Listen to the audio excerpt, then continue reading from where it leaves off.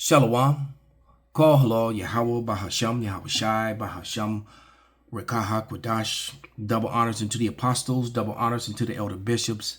Salutations to all my fellow laborers doing this work in truth and sincerity, risking their lives and their freedom to do so, now more so than ever. The would-be judges, the 144,000, the tabernacle of David, which are going to be the ruling class people here on earth, the judges of the earth, all right, which primarily make up the Negroes, Latinos, and Native Americans, despite of what you have to say or what you think about it. All right, on earth as it is in heaven, the Lord's will be done on earth as it is in heaven. And those men, all right, who will be gods, lowercase gods, will be the ruling class people under the authority of Yahweh Shai, who the world fraudulently and falsely called JC. All right, and to the rest of the scattered elect that are scattered around the four corners of the earth among the heathen nations. They have the appearance of the heathen nations. This is not a black only thing. All right, the Lord is coming up to gather his people from all those places. All right, and their appearance will be restored upon his return. All right. And a few akwaf, meaning the sisters that are listening and learning, to you I say shalom. This is your brother Malcolm from the branch of the Great Millstone here in Chicago, coming at you another lesson in truth. Copyright statute is being declared on the screen. This is a video from the beloved brother from the Arrows of Indignation 144. And we're just going to play this video in its entirety because it pretty much speaks for itself. And I will bring out a few scriptures along the way. All right. And the first scripture is going to be Psalms 58:3. All right. And it reads, "The wicked are estranged from the womb. They go astray as soon as they be born, speaking lies. Their poison is like the poison of a serpent. They are like the deaf adder that stoppeth the ear." Now, before we let the video play, let me go to the receipt folder. And I'm going to projection. All right. And projection, the definition, and this is an AI definition, is a defense mechanism where a person unconsciously, although this man, this first speaker, isn't an unconscious effort at all. This is a very conscious effort to tell lies, to project his wickedness, his deceitfulness, his murderous behavior, his colonizing thievery, described as Christianism, because that's all the Christianism is. Christianism is the cover for Edomite superiority, for what the world fraudulently and falsely calls white superiority, all right, to push it and to push their lies. But it says projection, blaming is a defense mechanism where a person unconsciously attributes their own unacceptable thoughts, feelings, or traits to another person to avoid acknowledging them in themselves. So to deny their own murderous, rapist, effeminate, underage child-loving behavior, they project it onto others. All right. Remember, Edomites lead in violent crimes, thievery, murder, robbery, spousal abuse, all that. Pale males, YT males, Y and T males lead in all categories. All right. Only thing that they don't lead in is petty theft. All right. That's because Jake, they have the least, so they steal more. But all the violent crimes and other things, Esau, Edom leads in them. But that's not what they show you on TV. But without any further ado. Obviously, America was founded in a very multicultural way. America wasn't founded by grabbing a bunch of dudes from other countries, bringing them here, giving them free apartments and welfare. It was by people who wanted to escape religious persecution, and they started building things, not just coming here getting handouts. I mean, I've been a lot of places, and I've seen Edomites got kicked out of Europe, by the way. It's starting with the Amalekites and the other Edomites. They were getting kicked out of Europe. That's why they were coming here, and because Jake was still ruling in Eurasia, or in Western Asia. Let's call it what it really is. Europe is another made-up terminology to support and hide white superiority behind. There was no Europe in the Bible. All right, it was called Asia.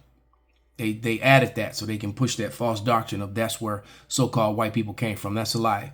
So-called white people came from Mount Seir, Petra in Jordan, just beneath the land of Israel. A lot of people, as soon as the truth is told and you don't like it, you say racist. Let's talk about the truth here, Piers. I gotta jump in here. When we talk about the founding of America, it was founded by European colonizers, built on the backs of enslaved Africans and on the genocide of indigenous people. To claim that it wasn't, just history, it literally was. The Homestead Act, which was finally repealed in 1987, gave hundreds of millions of acres of free land to white European immigrants while denying them to the descendants of enslaved Africans. And so even to this day, the single demographic, the largest demographic on public welfare are white Americans. But there is no accountability, restitution, or reparations for the enslaved Africans and their descendants who suffered genocide. And we rewrite this history, well, we built up our bootstraps. No, you didn't. You built up on the backs of enslaved Africans. The biggest government welfare program isn't food stamps, it isn't SNAP, it isn't Medicare. Now let's stop for a moment, because she is about to cook they ass. All right, so let me get a couple scriptures before I let them go, because it looked like, I don't know if that was Elam or Ishmael. I think that was an Elamite, but Elam ate his ass up. So now his own woman is about to eat him up, at least in appearance. Okay. Yeah, this is what I wanted. This is all being done off the top of my head, through the spirit. I didn't plan any of this, so only thing I planned was to do a verbal response to this video. But this is Habakkuk 2:16, and it reads, "Thou art filled with shameful glory. Drink thou also, and let thy foreskin be uncovered. And the cup of Yahweh's right hand shall be turned unto thee, and shameful spewing shall be upon thy glory." That Edomite started off cocky, head held high as he was spewing out those lies. And the Elam was like, "Excuse me, hold on, pale nigga. This is what really is going on. You a piece of shit, and you stole everything, and you didn't pull yourself up by nothing. All you got was welfare handouts on stolen land of murdered and oppressed and enslaved people." That's the true story of Esau Edom, the so-called white man. All right. Let's get this one now. And the whole world is seeing it. And we keep showing you example after example. The internet is telling you every day. All right. His women are turning against him. All right. In the biggest way. All right. This is Job 27:15. "Those that remain of him shall be buried in death, and his widow shall not weep." His woman is turning against him collectively. All right. It isn't Medicaid. It isn't even Social Security. It's free land to white people. It was called the Homestead Act. Let's do our homework. What were the Homestead Acts? They were a series of acts from the federal government in the United States. Now, I've probably done about several videos on this subject matter in the last like 4 or 5 years.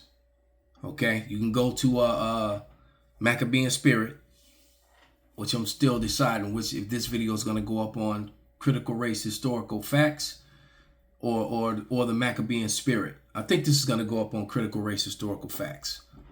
All right. But yeah, you go to Maccabean Spirit and you'll find some of those videos. Matter of fact, you're gonna find someone on Critical Race Historical Facts channel as well. States meant to encourage settlement of the plains areas and the Wild West, because we all know in Colonialism 101, the first step is to acquire land. The second step is to occupy it. So just because you made the Louisiana Purchase and you officially own all of this land, if your people aren't on it, then how is it really yours? This moment in American history is often romanticized in shows like Little House on the Prairie, Godless, Dr. Quinn, Medicine Woman, and of course in favorite films like Dances with Wolves. Now, there were 4 major... Or the latest one with Costner. What was the one? He was a ranch owner. Yeah, someone could put it on the comment board. I'm having a mind blank right now. The Duffy family or whatever they were called. When they were, when he had the ranch and all that land. How you think they got all that land? How you think these Edomites got all that? When you driving through Colorado and all these different plain states, and you just see miles and miles of open fields fenced in, how you think they got that land? Homestead Acts. The first one was the Donation Land Claim Act of 1850. Now, this happened right after the United States got a lot of land from the Mexican-American War. The second one was the Homestead Act of 1862. This was right after the southern states seceded from the Union, and President Lincoln signed this act into law, encouraging people to settle land out west, particularly the Plains states. The Homestead Act of 1862 was responsible for the biggest expansion of settlement in the United States. Then, of course, we had the 40 acres and a mule deal of 1865, which was meant to be reparations. And interestingly enough, this is the only one that did not benefit white people, and it's the only one that was rescinded. Isn't that curious? Then, of course, Let's stop. So the only deal that was going to, and there's a truck stop about maybe about a mile or so from my house, maybe a little bit over a mile, and the sign was up, all right, and it said 8 acres for land, because it used to be the space next to it. I don't know what was there before. I know that the next plot over was the old Kellogg's factory, where Kellogg's used to be before they left and moved to California. And I thought to myself, damn, that's 8 acres was pretty big. I was like, and what they've done, if they've made it a truck stop, but the trucking industry is dying. Because when I saw that they were going to make it a truck stop, I'm like, why? The trucking industry is literally dying. So you got this big truck stop, but you barely see any trucks on it at all. And definitely, I haven't seen anybody go to the car wash, to the truck wash, because it was supposed to be a truck stop where they put for gas, and they didn't even finish building it. That's how bad it is. And so I'm looking at that plot of land. So I'm thinking 40 acres, man, 40 acres is a lot of land, man. And if you have the know-how, coming out of slavery, you knew how to farm land, shoot, and you got some wood, trees on your land, you could build yourself some cabin houses, and you could actually live a pretty decent life on your own land, because your land will produce food, water, and sometimes you might get lucky, even strike oil on your land, find gold or silver. But they rescinded it. They made sure that it didn't happen. While all these other acts, they ensured that the Edomites were able to get this land instead of Jacob. This is Micah 2:1, and it reads, "Woe to them that devise iniquity and work evil upon their beds. When the morning is light, they practice it, because it is in the power of their hands." They had the power to do it, so they did it. "And they covet fields and take them by violence, and houses and take them away. Say they'll oppress a man in his house, even a man in his heritage." All right, and this is exactly what they did, which is why the Lord is going to punish them in the end. All right. "Therefore, thus saith Yahweh power, behold, against this family, the Edomites, do I devise an evil, from which ye shall not remove your necks, neither shall you go haughtily, for the time is evil." And now we've gotten to that time where their necks is being put in a trap, and they can't remove it from themselves. No matter how much oppression that they continue to come with, they can't get themselves out of this trap. All the nations are dumping their debt. All right. No one and disassociating with America. All right. Which is forcing them to do things and operate sloppily. They keep doing all these events and all these things. And every time they do it, the evidence comes out that it's fraud, that they're lying, or that the story didn't happen the way they said. We have the Southern Homestead Act of 1866, and we'll get into that in a minute. Now, the first one, the Donation Land Claim Act of 1850. It was meant to encourage people from the eastern United States to head west and settle this parcel of land up here called the Oregon Territory. It granted people 320 acres per person. And if you were a couple, it would give you up to 640 acres. It's a huge bit of land. It was offered to white settlers only, specifically. So if you were black or indigenous, You were not involved with this deal at all. And of course, one of the biggest downfalls of this was it encroached. I would love to see the faces of Edomites as this video is played and this information is given. Right, the looks on their faces as they turn it off, change the channel, or it will be beautiful. I love to be the fly on the wall when they learn this, when they learn the truth about themselves, that you're a lazy, murderous thief and you didn't build shit. On native lands. So even though this territory was officially the United States at this point, nobody was out here. This was just the Wild West. So this was native tribes living their lives. And as white people started moving over from the east out to the west, taking over, encroaching on people that were already living there and didn't care if Spain sold land to the Americas on paper because that was their home. One thing it did allow finally was for women to be landowners, but it was repealed in 1855. Now in 1862, we have the Homestead Act. This, interestingly enough, was championed by Andrew Johnson when he was in the Senate. Then he came on to be Lincoln's vice president, and it was signed by Lincoln in 1862. It offered you 160 acres of land, free and clear, if you could improve it. So you had to live on the land, farm it, and stay there, improve it for 5 years. So these so-called Christians, remember, the Christianity is not biblical. All right, it's not. They call certain Israelites Christians, and you got to understand what the word Christian means. The Christian is the Greek way of saying, or the English way of pronouncing the Greek terminology, which meant Hamashiach. All right, or the anointed. That's what Christ meant. All right, the anointed. And they were called the followers of the Hamashiach, first in Antioch. But what were they? Physically, they were Israelites. And the other people called them this new terminology. Okay?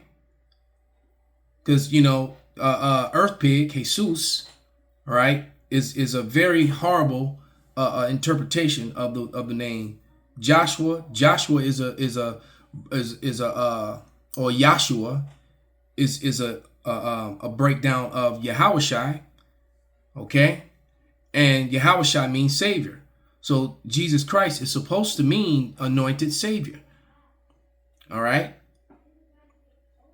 Or if you said, Yahushai Hamashiach, because that's the actual, would be the proper, because proper nouns don't translate.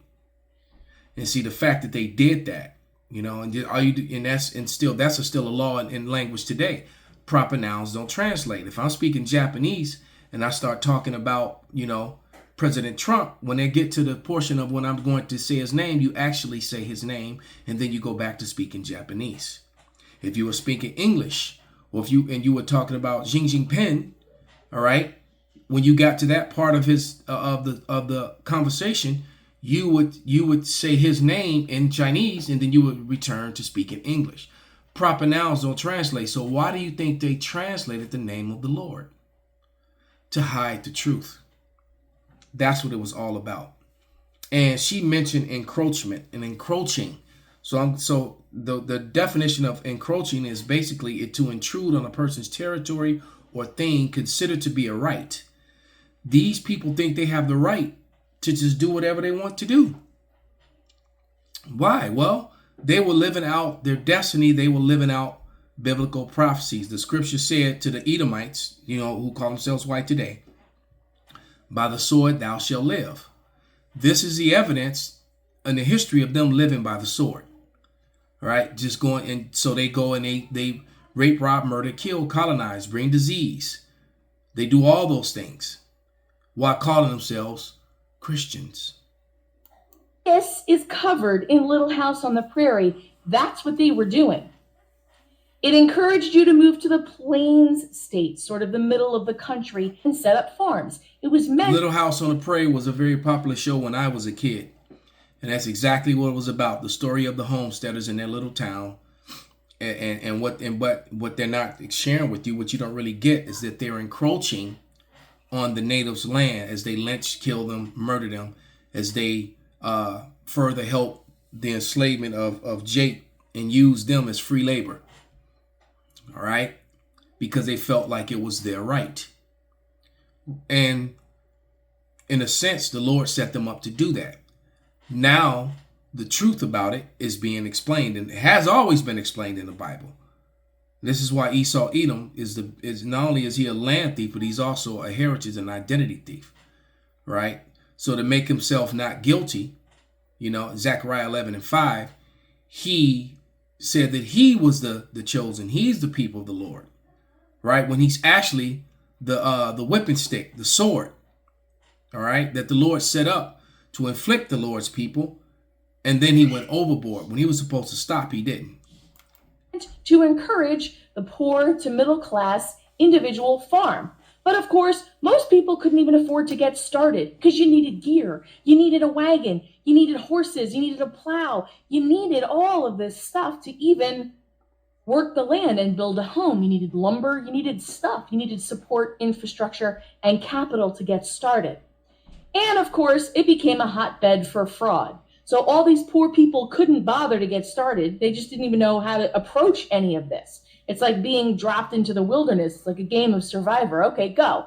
Most people couldn't pull it off. So what happened? Miners, mining companies, lumber companies, railroads came in and took advantage of this deal and set up shop.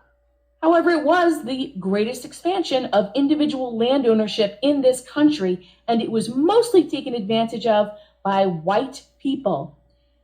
93 million American citizens are considered direct descendants of homesteaders that are still alive today. That's almost 1 out of 3 American citizens are a beneficiary of this generational wealth that came from the practice of homesteading. Then, of course, is the 40 acres and a mule deal of 18. Okay, so let's stop right there. I'm going to play this TikTok video that came to me by the beloved April O'Neil. The water for your prayers for her. She's better. But yeah, just to prove what she's saying, when Esau, you fast forward to today, and she just outright said it. When you start talking about American people and American values, they're talking about white people. All right, so-called white people, Edomites. All right. So I'm gonna play this short video, and we'll let her get right back to it. Good afternoon, everyone. And I think this is a major change in philanthropy and for American working families. It is the merging of President Trump's agenda of parallel prosperity, Main Street meets Wall Street. For the next 5 years, that every child born in the U.S. will get a $1,000 Trump account that will be with them and compound that for the next 18 years. Treasury Department with other branches of government is going to do financial literacy, and we are going to make sure that all American families have a stake in the success of the United States of America. So if you think that Negro families, Latino families, Arab families are going to be included in what you just heard, that's what they do over in Israel. Every child born gets a bank account. It has a bank account that you Americans have been paying for, by the way. And it compounds. The mother and the child gets a check every month that goes into an account for the child. By the time the child is 18 years old, they got damn near $1 million. So when you get 2 or 3 little ish kids get together and decide, now you see why they're able to come over here and just open up businesses after businesses, moving companies, donut shops, bagel shops, coffee shops. This is why. You got a brother and sister in the same family, a couple, because I know one like this. All right. So I know this through personal experience, because I tried to figure out why how you own this moving company, got a concealed carry, and you're not even a citizen yet. This was a client of mine. All right. Wasn't even a citizen yet. All right. So when it comes to Amalek, they go even further.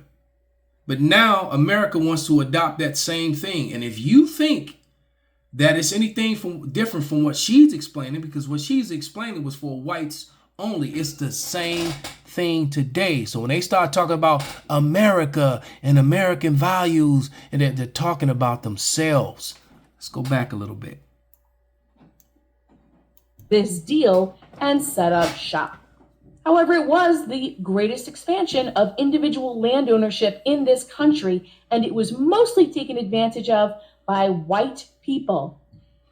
93 million American citizens are considered direct descendants of homesteaders that are still alive today. That's almost 1 out of 3 American citizens are a beneficiary of this generational wealth that came from the practice of homesteading. Then, of course, is the 40 acres and a mule deal of 1865. It was never officially an act from Congress because it was rescinded by Andrew Johnson, the exact same guy that championed the Homestead Act of 1862. Suddenly, when it came to giving land to black people, he killed it.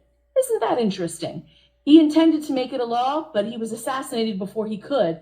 And he granted small plots of land on seized Confederate plantations here on the south shore of the eastern seaboard. This is prime real estate. This was a very specific bit of land that was included in the 40 acres and a mule deal. The plots were specifically marked for formerly enslaved people, and it was considered payment or reparations for the service of over 200,000 black soldiers who fought for the Union to defeat the Confederacy. So this was a deal specifically just for black people. White people need not apply. And it was the one that was killed. The Finally, only we one. have the Southern Homestead Act of 1866. This came after 40 acres and a mule was killed because we had a major problem in the American South with tenement farmers and sharecroppers. There was deep, deep poverty in the South after the Civil War. Now, this was signed by Johnson sort of in an attempt to replace the 40 acres and a mule, but of course, it included white people. It focused on land in the South here in Arkansas, Mississippi, Alabama, Louisiana, and a bit of Florida. It was for newly freed men and white people who fought for the Union, no Confederates. It was supposed to help bring people up out of poverty. There were 28,000 claims by white people and only 6,500 claims by newly freed black people. Why? Why? Because white Southerners sabotaged the program. They didn't even tell people that it existed. If you're a plantation owner and you've got these newly freed, formerly enslaved people working your... Now I want you to really consider, think about it. Had they allowed these people, to prosper, society would have been better, because everyone would have had the opportunity to make money, etc., etc. Okay? But no, what did they do? They did the complete opposite. Hold on.